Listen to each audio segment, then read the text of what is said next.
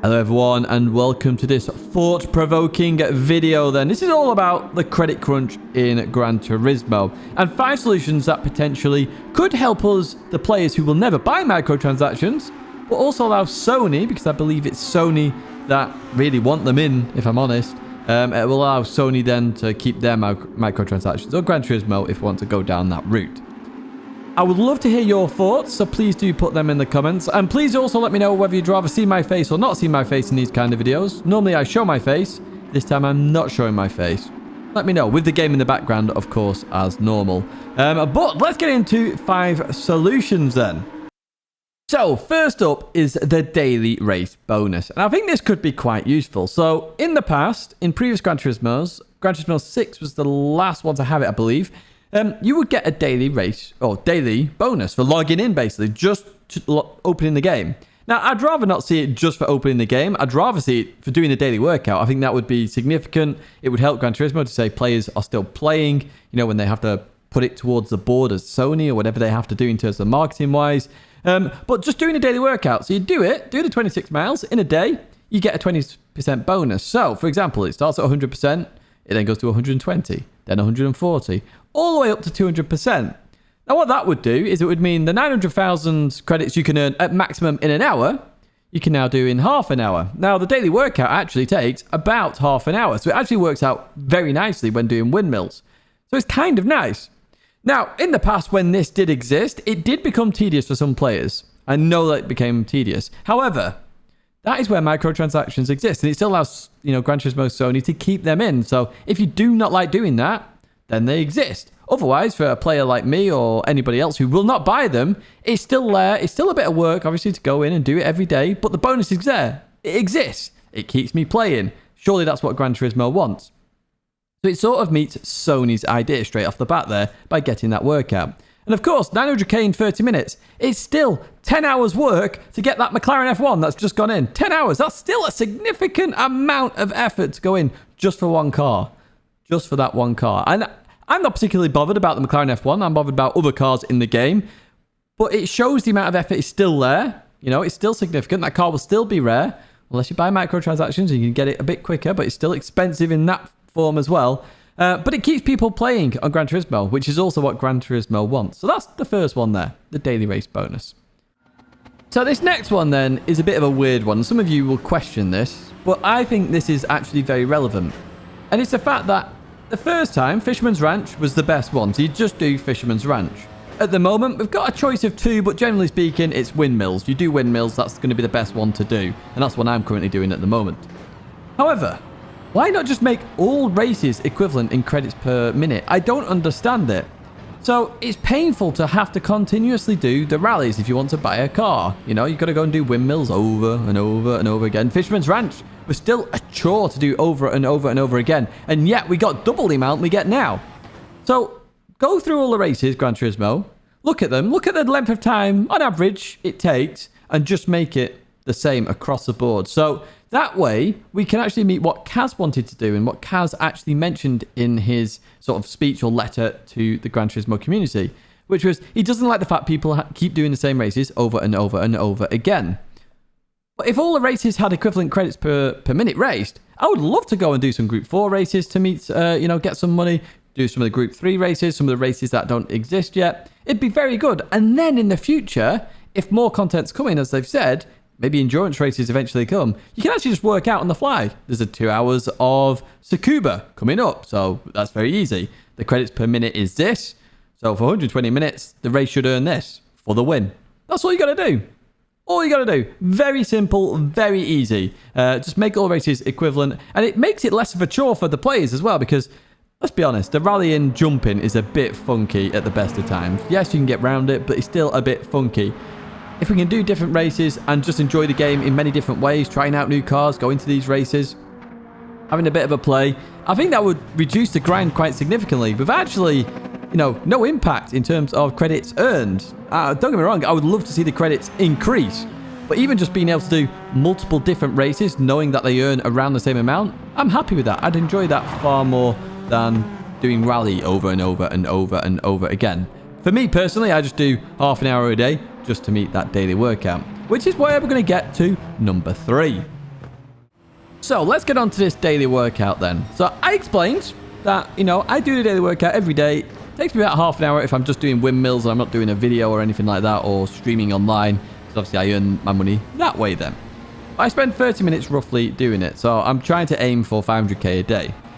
In my opinion, 1 million credits for half an hour is a reasonable amount. So let me explain. Let me explain this.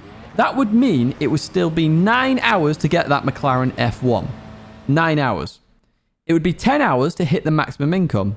Now, let's forget the people who are grinding, the teenagers who have the time to do that. Let's think about the people who have very little time to do that. They're coming home from work. They might have their food, do a bit of exercise, watch a bit of TV, and then go on the game for an hour because they've got an hour left. That is like 2 million credits for that hour, right? That is a good amount earned there, in my opinion. And they won't do that every day. And they're still going to slowly mount up that credits. Remember, the McLaren F1, we believe, is not the most expensive car in there. There are more expensive cars. There are 20 million credit cars in there that have been posted. So we're not even just talking about one car here. We could be talking 60 million credits here to get 3 cars. 3 cars. And people like to collect cars. You've got to remember that. The whole point of the game is to collect cars and experience these cars. We're not rich in real life. We're playing a video game to experience these cars because we have no other way of experiencing these cars. So there should be a quicker way to earn these credits. I think 1 million is fair. 1 million in half an hour. And that is the target that they should go for. The daily workout taking around half an hour to do. Obviously, if you do special stage route X, you'll do it quicker. Obviously, you earn a little bit less potentially because you're doing that race quicker or whatever it might be.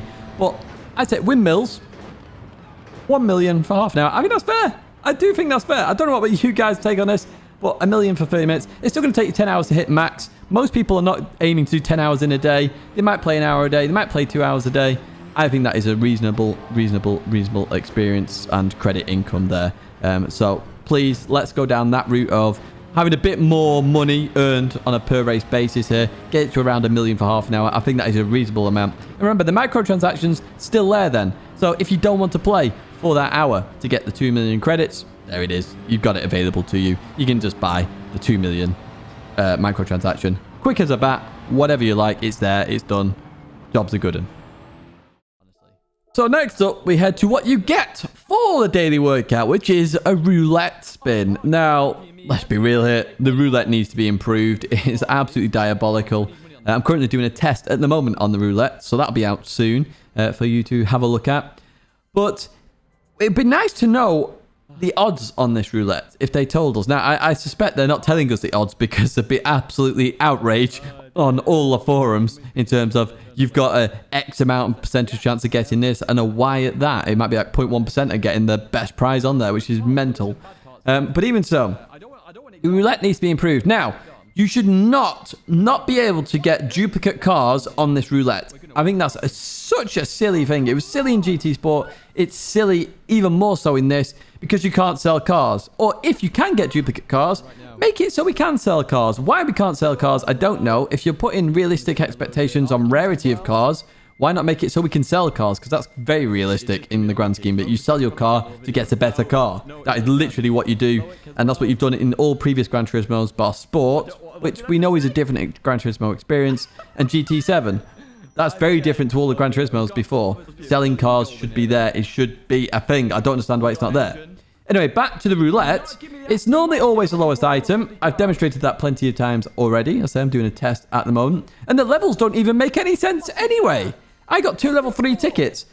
And they were completely different. One had gold bars on, one had coins on. How does that work? They're meant to be the same level. It doesn't make any sense whatsoever. Let's get the roulette improved. Let's get the prizes a bit more reasonable. Maybe with the gold bars. An understanding of the levels would be useful as well. An understanding of the odds would be nice. So improving that roulette so that, we can look at it and go, okay, there's 10% chance of us getting the gold bar. Rather than looking at it and going, there's a 0.00001% chance of the gold bar and the likelihood is 2,000 credits once again for that 6-star ticket. That's what usually happens and it's very frustrating for absolutely everybody. Finally then, we get onto the online races, which reward absolute garbage. I've never seen such... It's worse than GT Sport, and that's saying something, because that was bad, and that was an online-focused event. But oh my word, the online racing reward. So, just to give you an idea, I did a 12-hour stream, okay? I'd raced 22 daily race Cs in that stream. I went through each race and wrote down the amount I was awarded, also the position. So I averaged, and I finished, on average, 3rd place. It's a podium place. It's a good result in an online race. Remember, there are 20 other people in that race. Finishing 3rd as an average is very high, especially in top split. My total amount awarded, 511,000 credits. This is 12 hours of streaming. It's around about 6 hours of racing. That is diabolical. I will just say that now. That is diabolical. That is horrendous. Who on earth thought that is a good reward? My word! And the crazy thing is, the online racing isn't a grind because it's always fun to play other players. That's the nice bit. That's the fun bit. And it rewards the least amount. Why is that? That makes no sense whatsoever. So it's even more feels like a grind than anything else. But I can't believe I only earned 511,000. Just to put this into a bit of context. I bought one Group 3 car in that stream. And that Group 3 car, plus all the racing tyres, would be higher in terms of cost than the amount I got for the entire stream. Absolute madness. That needs to change. The online racing rewards needs to change. Significant double, treble the amount there. Easy treble. You could do it by 5, 6, 7, 8 times. 10 times even. 511,000. I did 12 hours there. That should be 5 million, actually. That should be 5 million. Not 511,000. That's diabolical. That is actually shocking. I could not believe when I did it. I was like, what on earth is this? That's 22 races, daily races, racing other players, an average of 3rd place, which is significant. And literally 511,000. That should be 5.1 million. That would make more sense.